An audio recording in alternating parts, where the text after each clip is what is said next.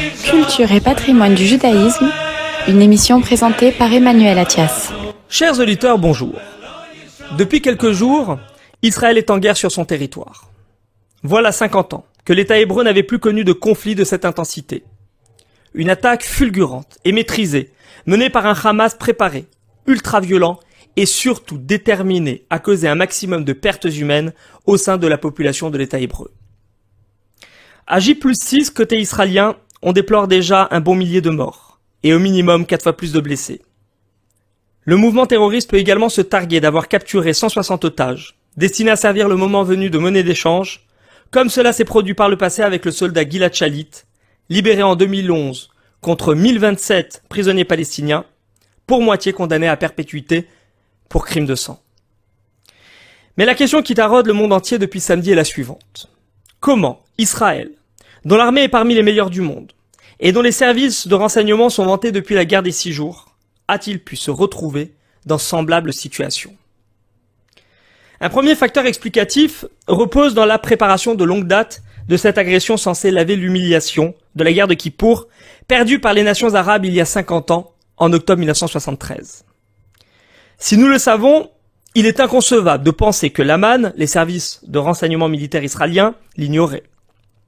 Selon un communiqué qui a récemment filtré dans les médias occidentaux, l'Égypte aurait également informé le Mossad d'un gros coup à venir.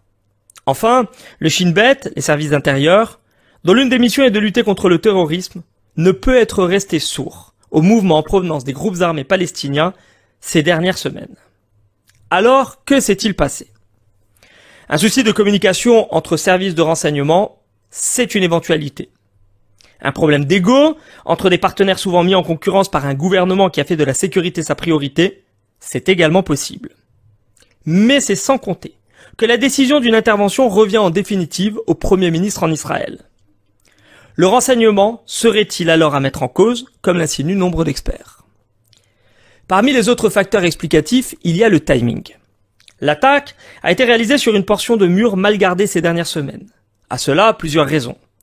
De l'agitation en Cisjordanie fin septembre, qui a contraint Tsahal à déplacer des unités de plus vers l'est pour protéger sa population installée dans les territoires. De nombreux soldats avaient obtenu également l'autorisation de passer le Shabbat et les fêtes en famille. Ceux présents dans les bases se détendaient probablement à l'occasion de Simchat Torah, l'une des solennités les plus festives du calendrier hébraïque. L'insouciance, associée à un manque d'effectifs, aura alors probablement joué en faveur des assaillants. Ces derniers ont pu compter sur la rapidité de leur attaque, une grande coordination ainsi qu'une excellente maîtrise des cibles à frapper. Les vidéos, qui circulent sur la toile depuis ce week-end, suggèrent en effet des entraînements minutieux et une préparation inhabituelle de la part d'un groupe terroriste plutôt coutumier des attentats suicides. Sans doute, certains soldats ont-ils pu également bénéficier d'un entraînement en Syrie et en Iran. Parmi les défis qu'Israël devra enfin relever, il sera question à l'issue des combats de déterminer si les terroristes n'ont profité d'aucun soutien à l'intérieur même des frontières de l'État hébreu. Dotés d'un armement financé ou produit par Téhéran, le Qatar et par la milice chiite du Hezbollah, les assaillants ont opéré leur incursion par voie terrestre, à pied et à bord d'engins motorisés, par la mer à l'aide de bateaux à moteur, mais aussi via des tunnels qui ont vraisemblablement échappé à la vigilance de Tsahal. Et plus étonnamment, par les airs aux moyens d'ULM, le tout appuyé par une couverture de drones artisanaux, chargés de pilonner les défenses et systèmes de surveillance électronique du Magav, la police aux frontières. Pour comprendre l'ampleur du massacre, on ne peut omettre d'évoquer la lenteur de la réponse militaire. Alors que des centaines de terroristes s'infiltraient dans une dizaine de localités juives, à Sderot, comme dans des moshavim proches de la bande de Gaza, Tsahal a tardé à intervenir, facilitant sans le savoir le massacre de centaines de familles et la capture d'un nombre impressionnant d'otages, pour certains ramenés dans l'enclave palestinienne sous escorte. Cette faiblesse de la défense s'explique notamment par le refus d'un grand nombre de réservistes de rejoindre leur base ces dernières semaines, dans un contexte de tensions croissantes autour de la réforme de la Cour suprême. La contestation, qui gangrène et scinde la société israélienne depuis des mois, a en effet fini par gagner l'armée en septembre 2023. Le Hamas, bien informé de la politique de son voisin régional, se sera alors saisi de cette occasion pour attaquer un État placé dans une situation inhabituelle de vulnérabilité. Pour autant, Israël n'a pas tardé à se relever. La réponse est maintenant proportionnée aux dommages causés à sa population.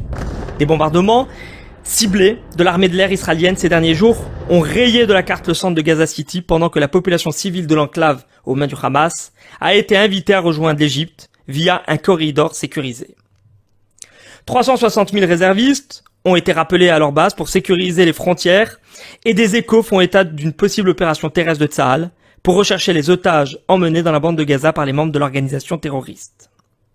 Soutenu par la communauté internationale et appuyé militairement par les États-Unis, Israël a indiqué sa volonté de se débarrasser, une fois pour toutes, de cet ennemi islamiste qui nie depuis 1988 son droit à exister.